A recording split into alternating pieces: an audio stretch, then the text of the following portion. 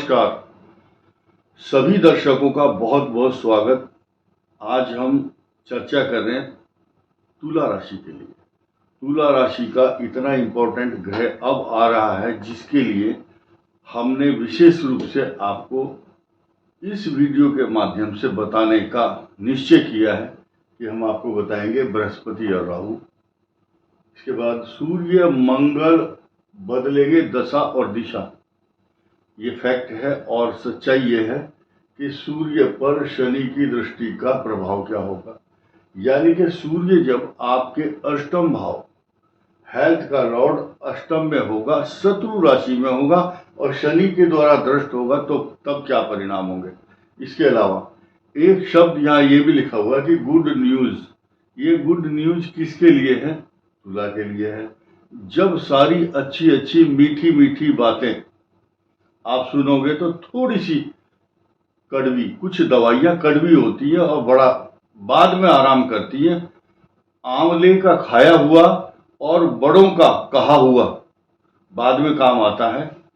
एक आदमी एकांत में खड़ा हुआ हंस रहा था जंगल में। कोई आदमी उसके पास गया और उससे पूछा, तुम हंस क्यों रहे हो? यहाँ तो कोई आदमी नहीं और कोई विचित्र बात क्या हुई है?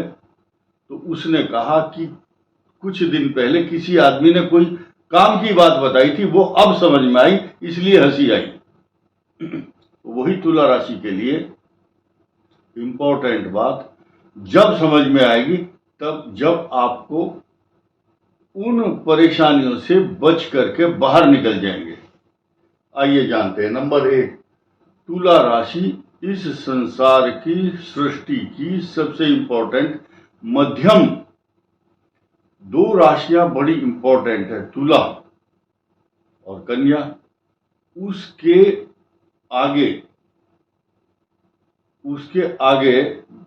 4 राशि, 5 राशि आगे हैं और 5 पीछे हैं, तो 10 राशियां हैं, 12 राशियां हैं। तो 5 आगे और 5 पीछे, और ये 2 बीच में आ जाती है। ये तुला राशि एक ऐसी इंपॉर्टेंट राशि है कि जब जब इन राशियों का विवाह किया जाता है तो सूर्य मंगल बृहस्पति आदि ग्रहों के समीकरण को देखते हुए बृहस्पति और सूर्य की पूजा करना नितांत आवश्यक हो जाता है। आप देखेंगे हर तुला राशि वाला जिसने वैदिक रीति से विवाह किया होगा, ब्राह्मणों के परामर्श के अनुसार, सूर्य और बृहस्पति की पूजा, कन्या हो चाहे वर हो। कारण क्या है कि जो ट्रांजिट मोशन में और समीकरण के अनुसार, विवाह की पद्धति के अनुसार ग्रह नक्षत्र उसी हिसाब से एडजस्ट होते हैं, जो कि पूजा का कार्यक्रम करवाने को बाध्य करते हैं। आइए, तुला का जो एकादश भाव में केतु, तुला के पंचम भाव में राहु, ये काल सर्प दोष आपके लिए सकारात्मक और पॉजिटिव परिणाम देगा। सकारात्मक परिणाम देगा। क्यों देगा, ये मैं आपको स्पष्ट कर दूं। इस भाव का बैठा हुआ कोई भी ग्रह हमेशा लाभ ही देता है, रिसोर्सेज ऑफ इनकम बढ़ाता है। लेकिन इस भाव का स्वामी जिस दिन सूर्य और बृहस्पति के साथ संयोग करेगा, कब? ठीक 15 जून को, ये कई हजार गुनी ताकत बनाता है आपकी, क्योंकि भाग्य स्थान को पल्लवित और पुष्पित और प्रकाशित, आभा मंडित और बहुत शक्तिशाली बनाने के लिए सूर्य नारायण एकादशेष होने के कारण यहां उनको बल मिलता है, असीम ताकत मिलती है। असीम शब्द का मतलब है जिसकी कोई सीमा ना हो, असीम।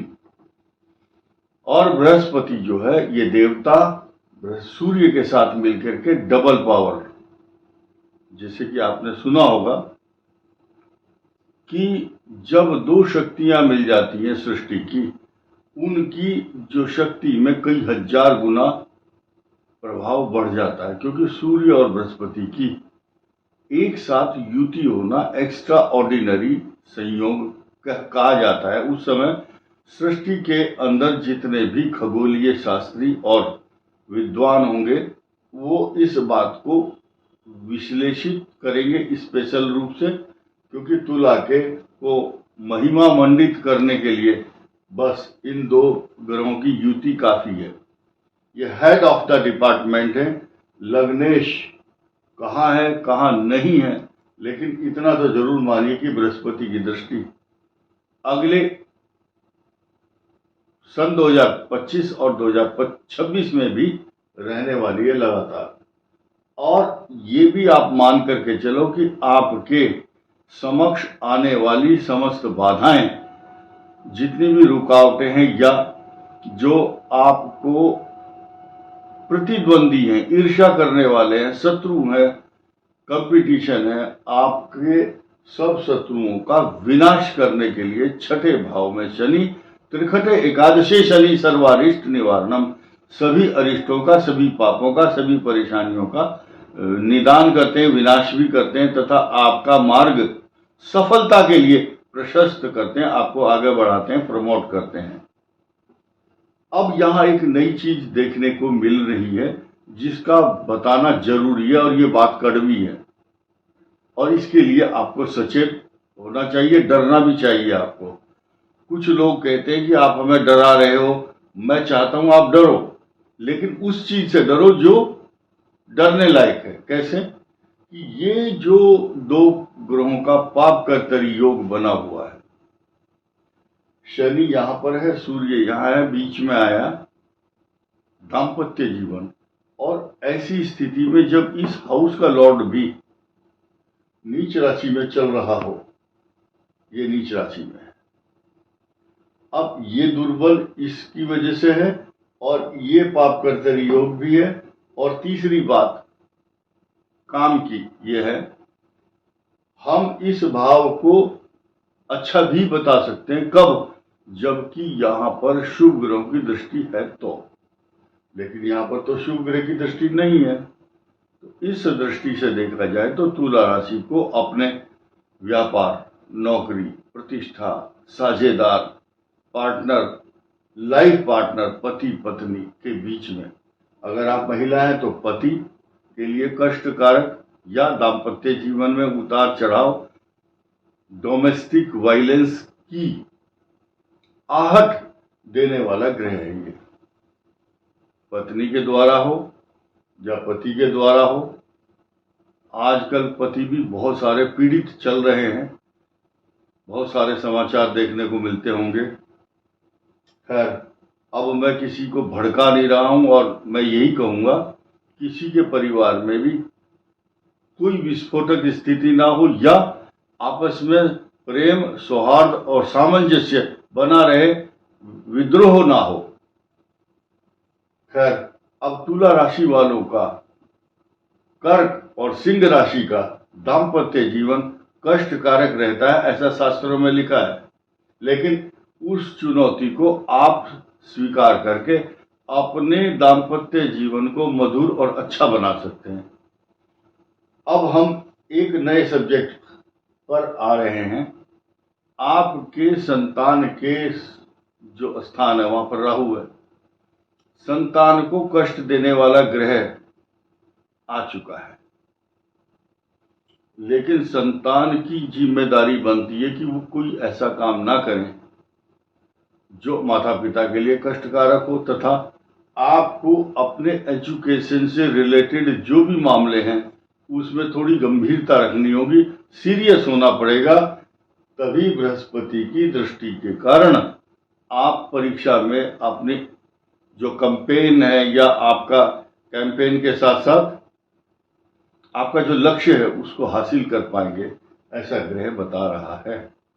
अब मैंने इस पाप कर्तरी योग का भी बताया। आपको 5 लड्डू गणेश जी के मंदिर में मंगलवार को हनुमान जी के मंदिर में, और या बुधवार को गणेश जी के मंदिर में अगर चढ़ाते हैं तो दाम्पत्य जीवन में होने वाले जो क्लेश हैं, परेशानी है, नहीं आती। इसके अलावा मैरिज एनिवर्सरी को या किसी हैप्पी बर्थडे में पति पत्नी के बीच में होने वाले जो कुछ वैचारिक वैमनस्य या असमानता के कारण विचार नहीं मिल रहे पति पत्नी के, तो वो एक चौमुखा दीपक जला करके दोनों पति पत्नी एकांत में परिक्रमा करें। उसका फोटो नहीं खींचना, ना उसका वीडियो बनाना है। ये एकांत में आपके मन के अंदर ही वीडियो रहना चाहिए।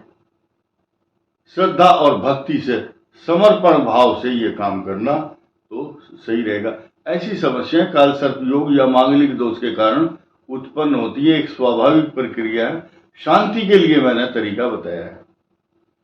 लेकिन बहुत से लोग कहते हैं भाई हम परिक्रमा कैसे करेंगे, पत्नी चली गई अपने मायके और लड़का ससुराल में जाकर के उसको मनाता है, वो नहीं आती, तो परिक्रमा कैसे होगी।